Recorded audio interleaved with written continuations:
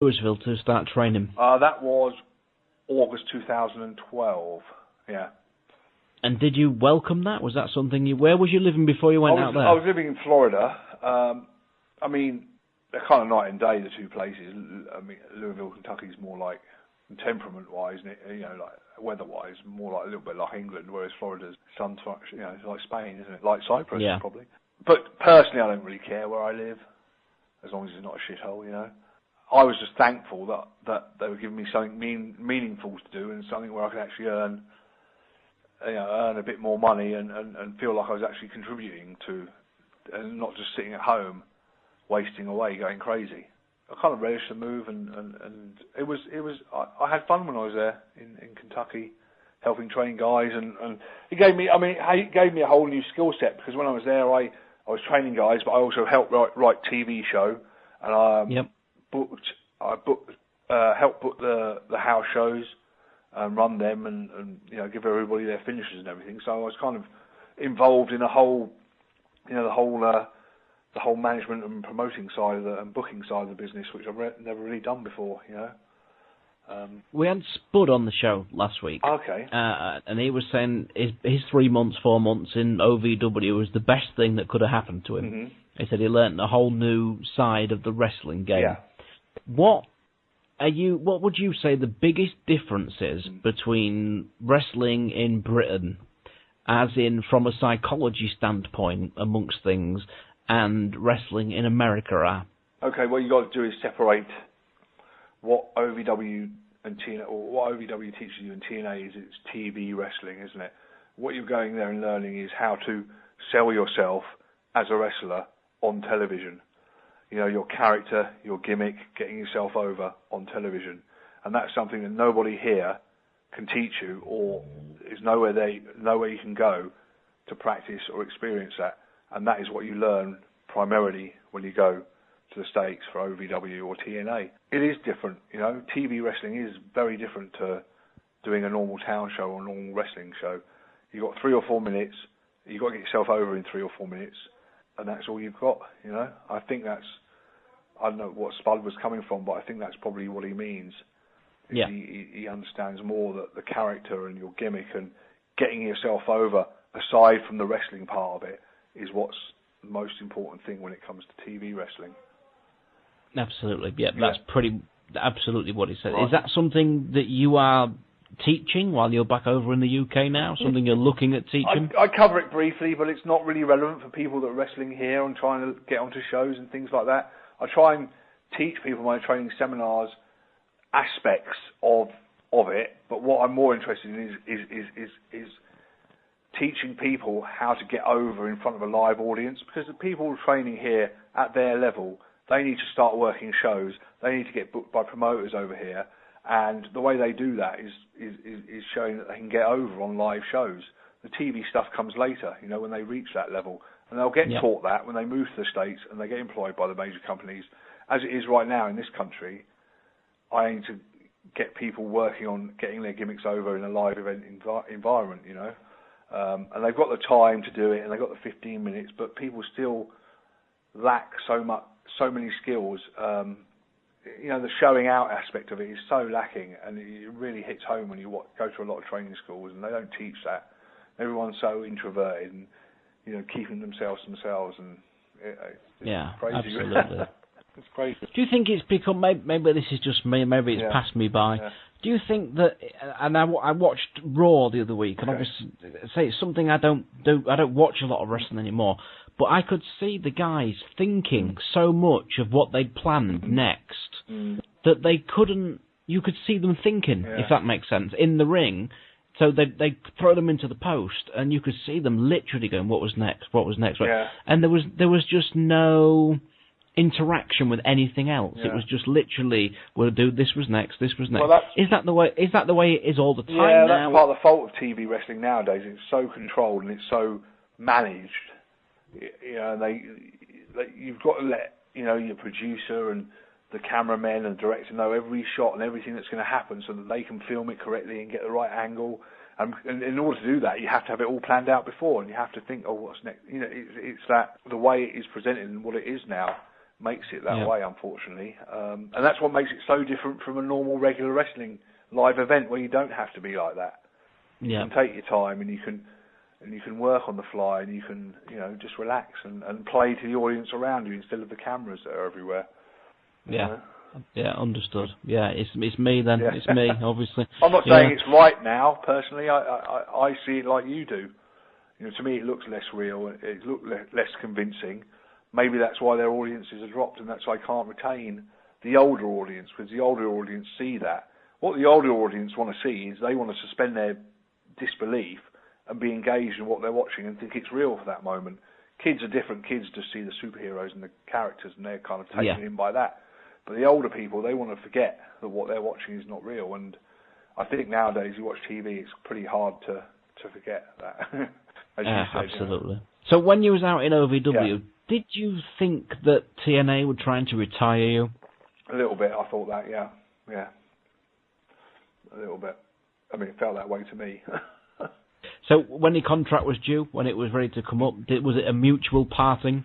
I wouldn't say it was mutual, more than that I asked them if it was going to continue in this vein, and if it was, then I wanted my release, and they said it was going to continue in this vein, so they released me. Pretty much as simple as that. Fair. I wanted to do more work, wrestling. I wanted to be wrestling more, and they didn't have that opportunity for me, so that was it. That's fair.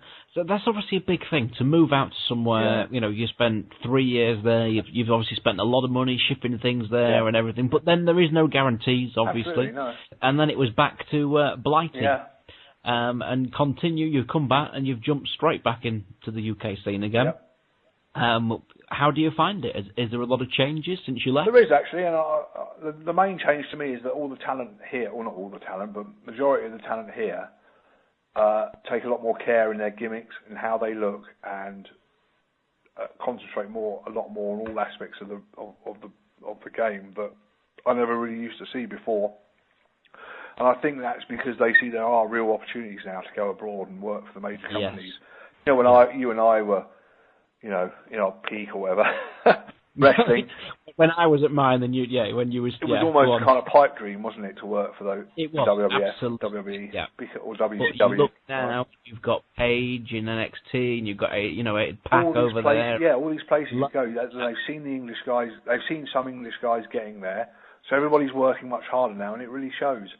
And business is up here. I rarely do a bad show with a bad attendance.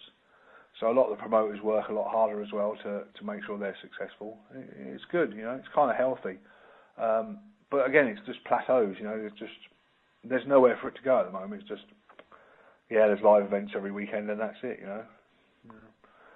What's it going to take to get it back on TV, Doug? What's it going to take?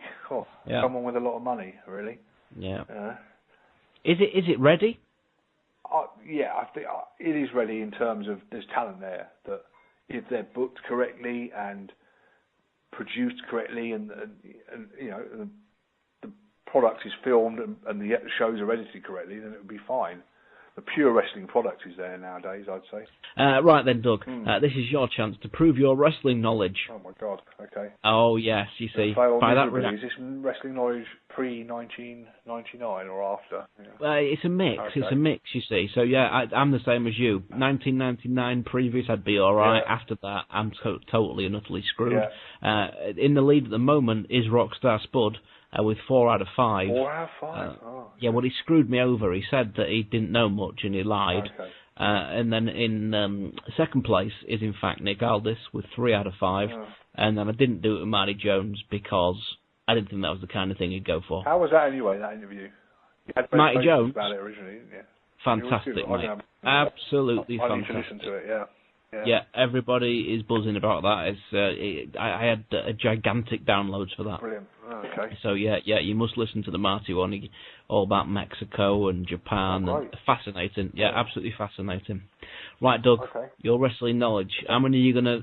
What are you gonna go for? What do you think you're gonna get? So is it 5 questions you're asking me? Yeah. 5 questions. I'm gonna give you 5 seconds to give the answer. Okay, look, in typical Doug Williams style, let's just go straight down the middle. Right then. 2.5 out of 5. 2.5. Question number 1. Who did The Undertaker defeat at his first WrestleMania? First WrestleMania. Oh my God. Jake Roberts. I'm afraid it was Jimmy Snuka. Question who he beat on his debut, because he was in the Survivor Series. He was, but that's not the point, Doug, is it? No. That's not the question, is it? No, there you go. Go on then, who did he beat in the Survivor Series? Well, he brought in as part of Ted DiBiase's team, and he pinned Dusty Rhodes, didn't he, straight away? I think Coco Beware as well. Well, there we go. Yeah, and maybe the Anvil, but don't quote me on that. Anyway, question number 2. Go on then. There you go. What wrestler starred in the movie Santa with Muscles? Oh, that's got to be Hulk Hogan, isn't it? It is, you see, but that was a guess, wasn't it? Question number 3. I got this visualization of him with a Santa hat on doing the double bicep pose. Question number 3. What was the wrestling name of Frank Goodish? Bruce the Roadie. It was. Well done. Question number 4. What tag team's theme tune began with the lyrics, "We're all American boys"? That was... can't even think. I can see their faces, the Canadian guys. What are they called? 5. Rougeau Brothers. Oh, beautiful. Well done. And question number 5. Go on. Who was the first tag team to hold the AWA, NWA, and WWF tag team titles? Road Warriors. That is correct. Wow. Well done. You. So that's not bad at all. So we got number 2, we got number 3, we got number 4 out of 5. There you go.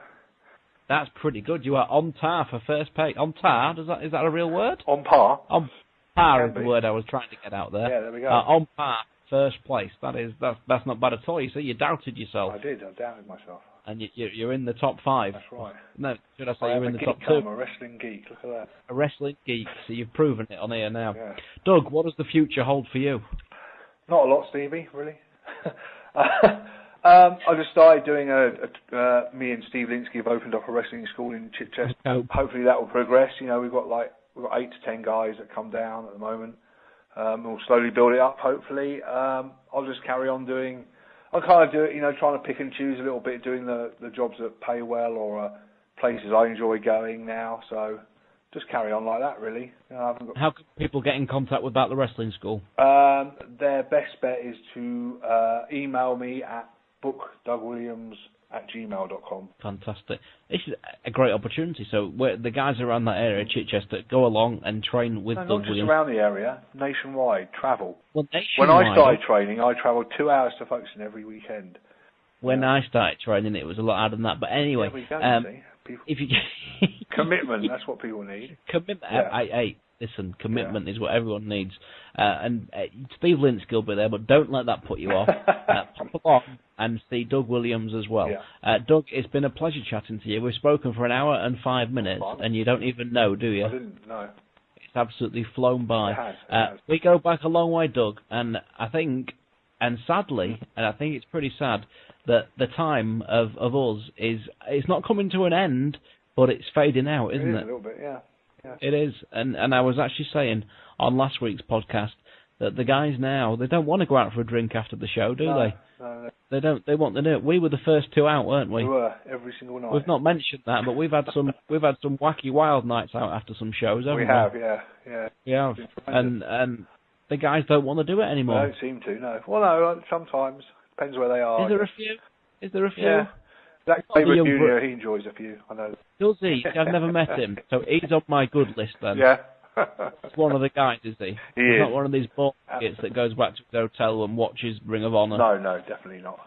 No. Good lad. That's what I like to hear. Zach Sabre Jr., I'm going to get him on the show. Can you get me a contact? Yeah, definitely, I will. I'll speak to him. Tom, we'll have him on the show. If he likes to go out for a drink after the show, absolutely. He's my kind of man. Yeah, one time, I had to put him on my shoulders and carry him out of a club in Germany.